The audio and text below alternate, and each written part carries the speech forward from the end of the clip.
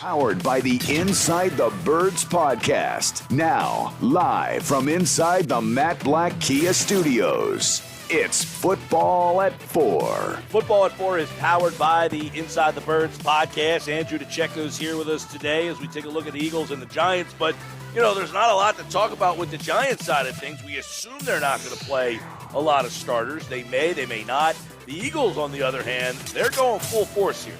They have to win this game. A loss would be a monumental disappointment. Now, I asked you, Ryan, before the break.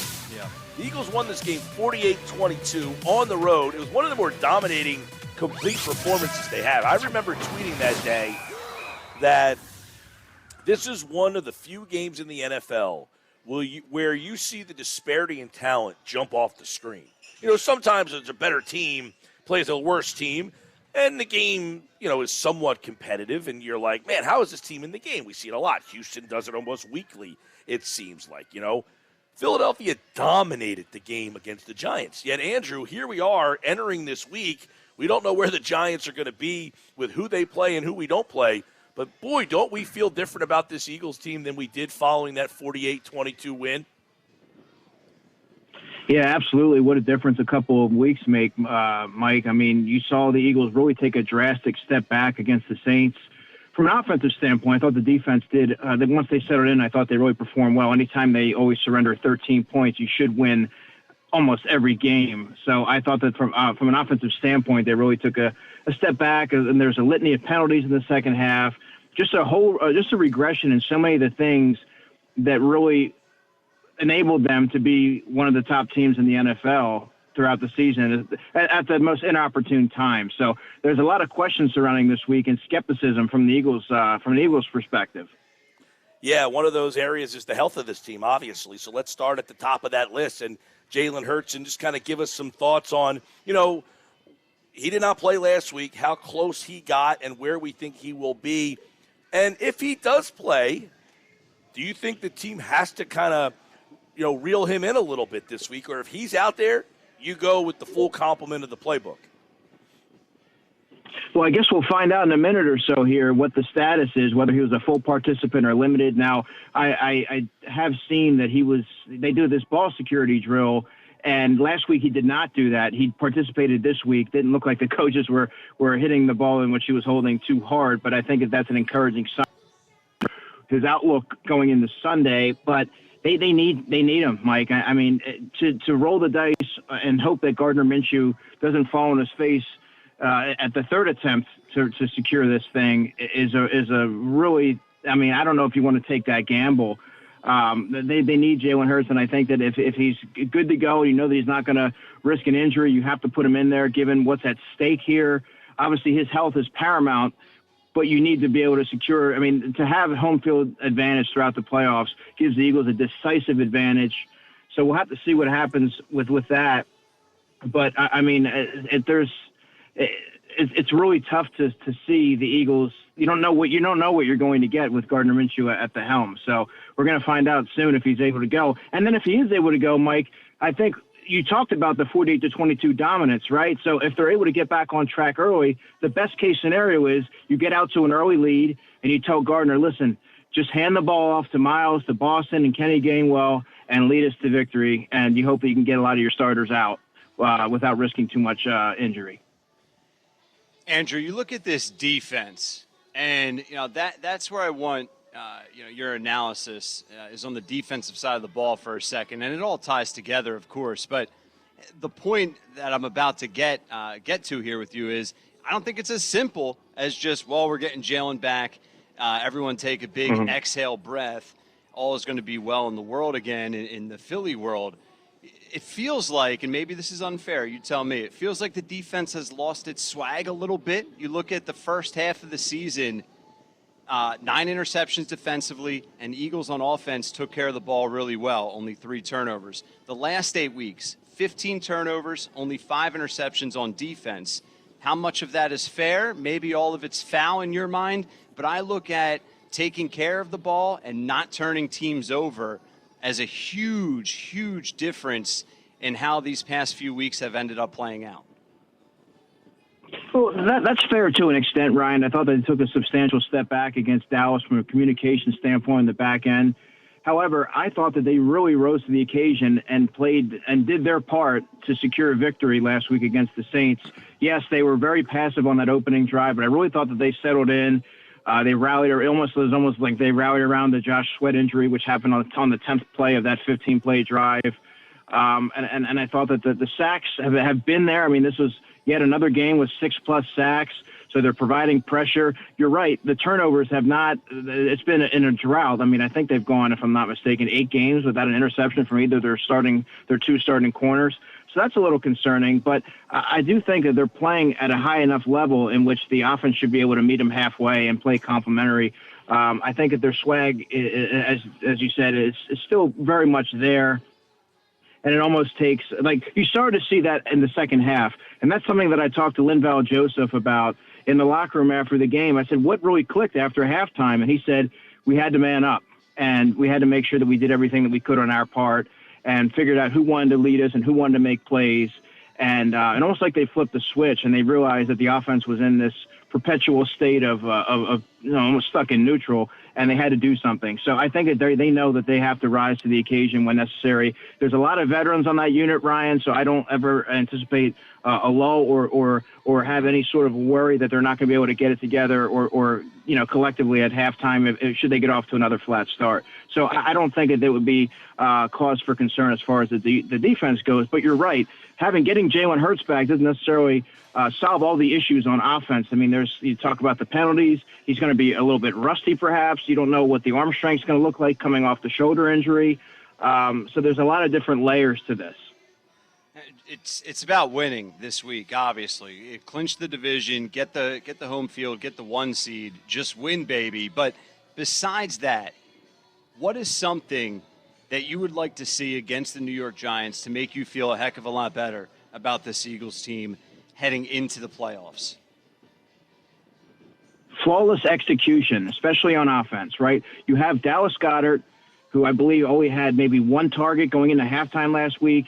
You have Devontae Smith, A.J. Brown. You should not struggle to move the football against a team like the New York Giants. Should they encounter any turbulence, I think that would be cause for concern.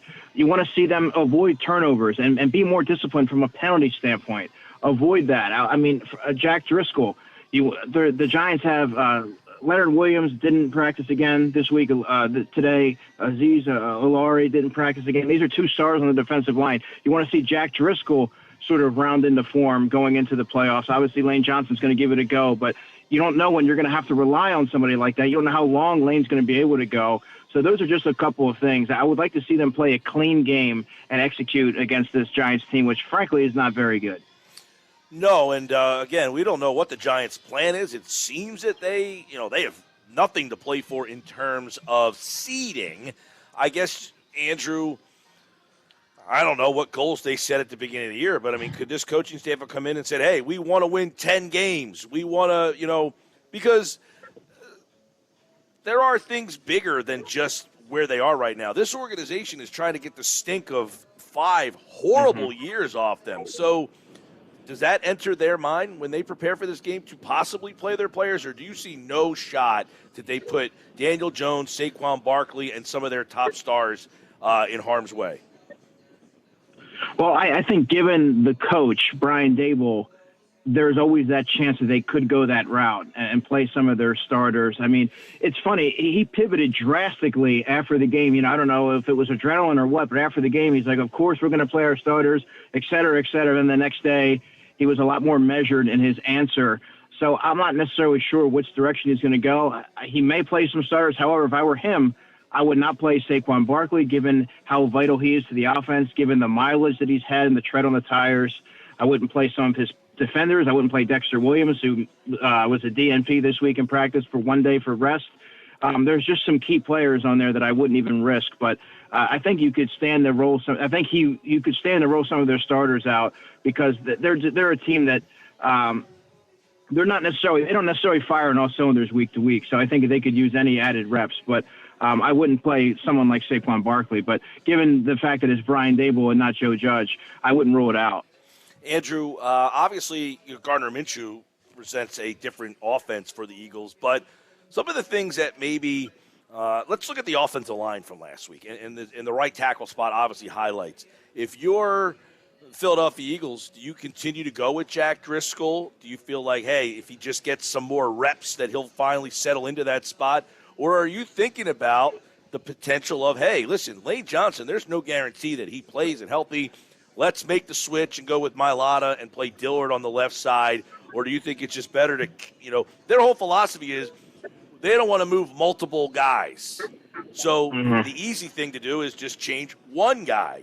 But if you're watching the tape and seeing Driscoll, do you say, yeah, you know what, maybe we should just do it now and boom, or do you stick with Driscoll? Well, there's no doubt about it that Jack Driscoll got manhandled last week, but he was going against an elite pass rusher in Cam Jordan. Cam Jordan is second among all NFL active players in sacks, 112.5.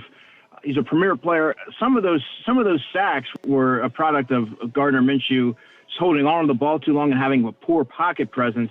When you look at Jack Driscoll, the Eagles like him. He's a good depth player. He's not someone you want to roll out there as a starter, but he's not nearly as bad as what he showed on Sunday. I think he's been a more serviceable than he hasn't. I don't know that you want to mess with the chemistry too much this week, just for 1 week, and make yourself weaker in two spots.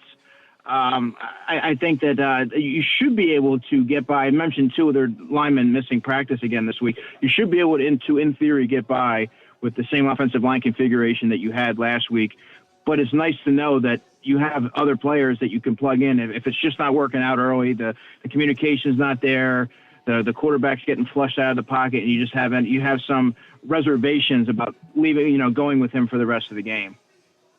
Andrew, obviously, an absolutely massive matchup here for so many obvious reasons, but give me two teams that you do not want the Eagles to end up having to face. I mean, we know what's on the line here, but just to put it out there for the listeners, Eagles could be a 13-win wildcard team going on the road in a rematch game against Tampa Bay and Tom Brady. That's an obvious one example that I don't think anyone's going to be thrilled about, despite their issues down in Tampa Bay this year. But two teams, from your perspective, Andrew, barring how this weekend plays out, that you just do not want the Eagles to have to face. Well, Ryan, first and foremost, San Francisco 49ers. That defense is flat-out dominant and presents a lot of different matchup problems. I think DeMeco Ryans doing a fantastic job with them. A primary head coaching candidate going into the offseason. Brock Purdy's doing enough to sort of navigate that offense, and they have a plethora of playmakers that are all dangerous in the open field. And a team like the Eagles, who have been spotty in tackling in the open field, that's not a team you want to face, and they can impose their will. So I think that would be a really tough matchup for the Eagles.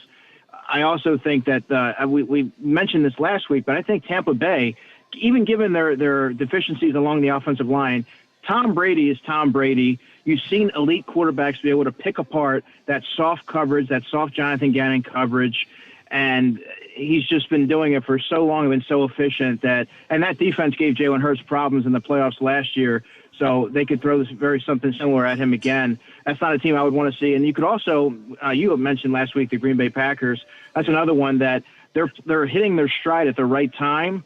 And the physical downhill running style of A.J. Dillon as it gets colder really lends itself favorably to the playoffs and when you get into these January games. So those are just even a few teams that I think you would be a little bit of have some trepidation there if you're the Eagles. Andrew, we'll kind of shift off real quick because there was some news today in the NFL. I want to get your opinion on. Everybody obviously saw what happened on Monday night. There's some positive move with Hamlin moving forward here. But Rob Monty from the Associated Press tweeted out a little while ago and wrote an article for the AP that the game will not be made up between Buffalo and Cincinnati. Do you have thoughts on how the NFL should handle the AFC playoff field with that game no longer being played? Yeah, well, it's tough. I'm going to give you my opinion, and I kind of want to hear where you're at with it because I've seen so many different things throughout the day and throughout the week since that tragic event on Monday night. I mean, I didn't think that game really would happen. I think they're going to look at the win percentage for that. I don't. You could avoid the bye week, and you could have pushed it. You could have had them play next Sunday, but I think you want to try and be. You don't really want to mess with the formula or mess around with the playoffs as much as possible. There's not a way that you can really make it fair for all parties involved, but I think you want to make the limited. You want to impact the least amount of teams as possible. I mean, we even saw today that they're giving the consideration of having an 8th team in the AFC, which I don't know that wouldn't be fair when you compare it to you eliminate a bye week. I'm not really sure how that's going to shake out, but I mean, it seems like everything it's sort of developing every hour. I see something different.